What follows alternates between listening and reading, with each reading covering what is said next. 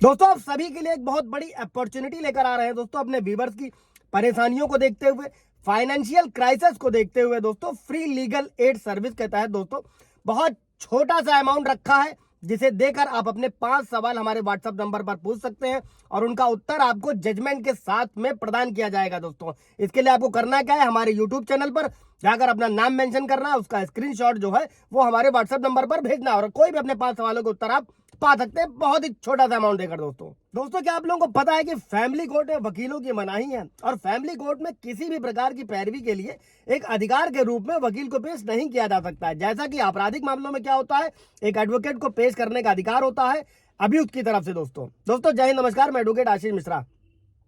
Like कर दीजिएगा, share कर दीजिएगा, सब्सक्राइब कर दीजिएगा ताकि ये इन्फॉर्मेशन और लोगों को मिल सके। दोस्तों सिविल मामलों में भी दोस्तों एक अधिकार पूर्वक एडवोकेट को नियुक्त किया जाता है, जबकि फैमिली कोर्ट में एडवोकेट को एक अधिकार के रूप में पेश नहीं किया जा सकता है। पर अगर न्यायालय ये चाहता है कि कोई एक पक्षकार है, एक एमिक्स क्यूरी के रूप में वकील को पेश कर सकता है और तब ऐसे वकील के संबंध में जो कोर्ट है वो आज्ञा दे देता है। और आमतौर पर यह देखा जाता है दोस्तों कि आजकल फैमिली कोर्ट में भी वकील लोग पैरवी कर रहे हैं दोस्तों, और इसका कारण यह है कि इतनी सरल प्रक्रिया भी पक्षकार समझ नहीं पाते हैं, साथ में ही उन्हें वकील की सहायता लेनी ही पड़ती है। कितने भी मेरे भी कई सारे व्यूवर्स के सवाल रहते हैं जब केसों को उलझाया जाता है जहां पे पुरुषों को पीड़ित किया जाता है दोस्तों, तो इसको समझना बहुत जरूरी है। और वादी और प्रतिवादी दोनों ही लोग अपनी ओर से यानी कि पति और पत्नी अपनी तरफ से एडवोकेट को खड़ा करते हैं दोस्तों, और फिर कहते हैं कि एडवोकेट द्वारा उनका शोषण किया जा रहा है, सालों साल मुकदमा खिंच रहा है। ये भी रहता है, एक पक्ष जिताने वाले भी, एक पक्ष ये वाले भी हैं दोस्तों। और फैमिली कोर्ट को बनाने का जो पर्पस था वो फैमिली से संबंधित मामलों का शीघ्र न्याय करना था दोस्तों, बशर्ते की जो हो नहीं रहा। और घर परिवार में होने वाले जो विवाद है, मेनली पति और पत्नी के बीच में होने वाले विवाद है, और इस एक्ट के माध्यम से दोस्तों पारिवारिक विवाद निपटाने के लिए जो है एक अलग से न्यायालय बनाया गया। और सिविल न्यायालय में प्रकरण चूंकि बहुत सारे होते हैं, इतने सारे होते हैं दोस्तों कि किसी भी तरह से जल्दी न्याय नहीं मिल पाता, और परिवार के विवाद भी सिविल न्यायालय में सालों साल अटके रहते थे। इन्हीं सबको देखते हुए पक्षकारों को न्याय नहीं मिल पाता था। इसी परेशानी से निपटने के लिए सरकार द्वारा फैमिली कोर्ट एक्ट 1984 लाया गया था दोस्तों, जहां पर तलाक से संबंधित मामले, जुडिशियल सेपरेशन से संबंधित मामले, जो धारा 10 है दोस्तों हिंदू विवाह अधिनियम की, अगर दाम्पत्य जीवन की पुनर्स्थापना करनी, जिसे हिंदू मैरिज एक्ट सेक्शन 9 बोलते हैं, जिसमें अगर पत्नी बिना वजह घर छोड़कर चली जाती है, वापस नहीं आ रही, तो आप सेक्शन 9 डाल सकते हैं, जिसमें पत्नी को आदेश किया जाएगा कि वो आकर साथ में रहे, और अगर साथ नहीं रहती है तो ये फिर तलाक का ग्राउंड होता है आपके लिए। अगर झूठे केसेस होते हैं उसमें भी बेनिफिट मिलता है, और मेंटेनेंस के मामलों में भी मदद मिलती है दोस्तों। अभी बढ़ते हैं, इसके बाद क्या होता है, बच्चे की कस्टडी से संबंधित मामले, पति पत्नी के बीच होने वाले संपत्ति का विवाद अगर कोई है, तो फैमिली कोर्ट द्वारा इन सभी मामलों को सुना जाता है, और फैमिली कोर्ट में इन मामलों की ही अधिकता होती है दोस्तों।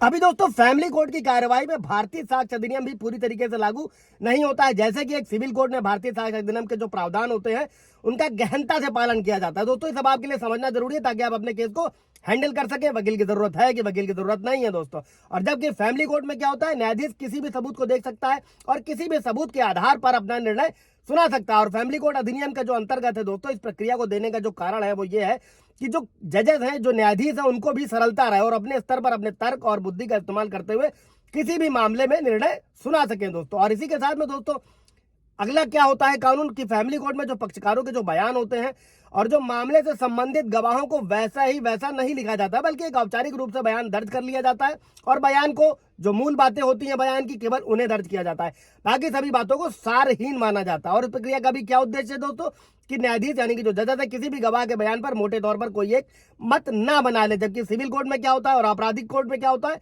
कि गवाहों के बयानों को वैसे का वैसा ही लिखा जाता है जैसा बयान दिया जा रहा है दोस्तों। होता क्या है कि फैमिली कोर्ट में सालों साल आपका मैटर चल रहा है, खिंच रहा है, इसीलिए मैंने कई बार बताया कि आप हाई कोर्ट आ सकते हैं, रिट लगा सकते हैं और अपने केसेस को जल्दी खत्म करा सकते हैं।